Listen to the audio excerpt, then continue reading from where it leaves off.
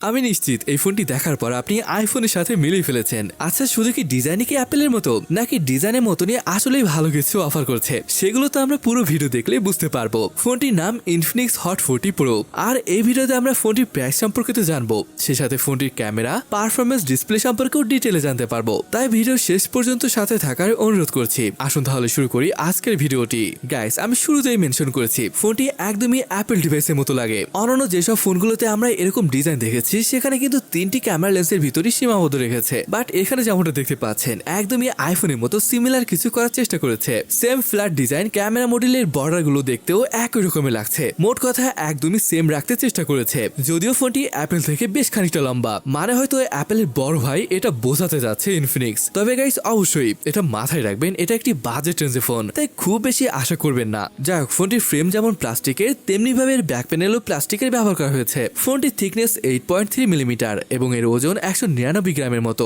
বেশ কয়েকটি দুর্দান্ত কালার অপশনে পাওয়া যাবে ফোনটি। এগুলো হলো পাম ব্লু, হরিজন গোল্ড, স্টারলিট ব্ল্যাক এবং স্টারফল গ্রিন। কি বন্ধুরা, কোনটি আপনার কাছে বেশি ভালো লেগেছে তা কমেন্ট করে জানাতে ভুলবেন না। ইনফিনিক্স হট 40 প্রোতে ব্যবহার করা হয়েছে বিশাল সাইজের 6.78 ইঞ্চের একটি ডিসপ্লে, যার resolution full HD plus. Smooth পারফরমেন্সের জন্য এখানে 120 হার্জের ফাস্ট রিফ্রেশ রেট রয়েছে এবং টাচ স্যাম্পলিং রেট 240 হার্জের। ডিসপ্লেটি মোটামুটি ব্রাইট, এর পিক ব্রাইটনেস 500 নিটস, আর এখানে কিন্তু রিফ্রেশ রেট সেট করতে পারবেন, অর্থাৎ 60, 90 এবং 120 হার্জ এভাবে। এটা আসলে অটোমেটিক চেঞ্জ হবে। ডিসপ্লেটি এলসিডি হলেও বেশ ভালো লেগেছে আমার কাছে, তবে এর সাইডের বেজেল এবং নিচের মোটা চেন দেখতে কিছুটা হলেও বাজে লাগছে। তবে সেই একই কথা, ফোনটি যে বাজেট ফোন। ওভারঅল ডিসপ্লে এবং ডিজাইন কেমন লাগলো সেটা কমেন্ট করে জানাতে পারেন। এবার আসুন স্পেসিফিকেশন সম্পর্কে জানি। এখানে ব্যবহার করা হয়েছে বেশ শক্তিশালী একটি প্রসেসর, MediaTek Helio G99, আর এটা সম্পর্কে নতুন কিছু বলা নেই। মোটামুটি সব কাজই হ্যান্ডেল করতে পারে এই চিপটি। এর দুইটি মাত্র স্টোরেজ ভ্যারিয়েন্ট রয়েছে, 8GB র্যাম এবং 256GB স্টোরেজ। অন্যটাতে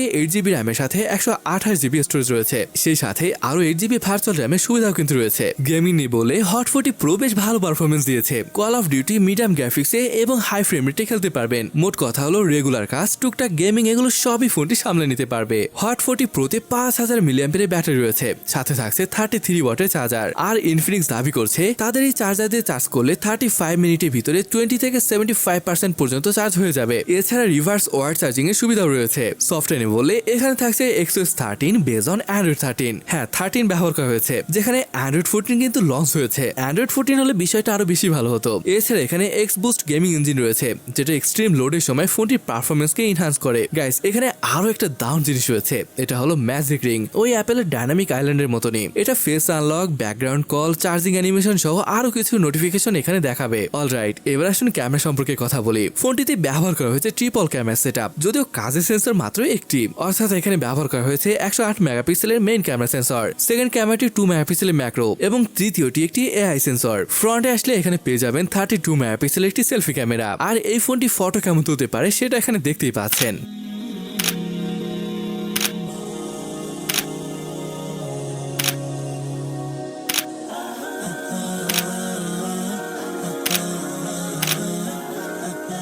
ভিডিওগ্রাফি নিয়ে বলে এই রেয়ার ক্যামেরাতে সর্বোচ্চ 2K 30fps রেকর্ড করতে পারবেন। তবে এখানে কোনো স্টেবিলাইজেশনের সুবিধা রাখা হয়নি, কিন্তু এর আল্ট্রা স্টাডি মোড আছে। যদিও এটা এনেবল করলে 1080p রেজুলেশনে ভিডিও করার সুযোগ দিবে। ভালো ব্যাপার হলো এর ফ্রন্ট ক্যামেরা দিয়েও 2K 30fps রেকর্ড করতে পারবেন। ব্যাক সাইডের মতন এখানেও আল্ট্রা স্টাডি মোড রয়েছে, তবে সেটা 1080p রেজুলেশনের জন্য। ফোনটি $170 লঞ্চ হয়েছে, যেটা এখন টাকায় কনভার্ট করলে দাঁড়াচ্ছে 19,000-এর মতো। প্রাইসটা যদি দেশে আসলে আরো কিছুটা বেড়ে যাবে। যাই হোক, এর ডিজাইন, ডিসপ্লে, ক্যামেরা বেশ ভালোই লেগেছে আমার কাছে। আর আপনার কাছে কেমন লাগলো তা কিন্তু কমেন্ট করে জানাতে ভুলবেন না। আর আজকের ভিডিওটি এখানে শেষ করছি, দেখা হবে পরের ভিডিওতে।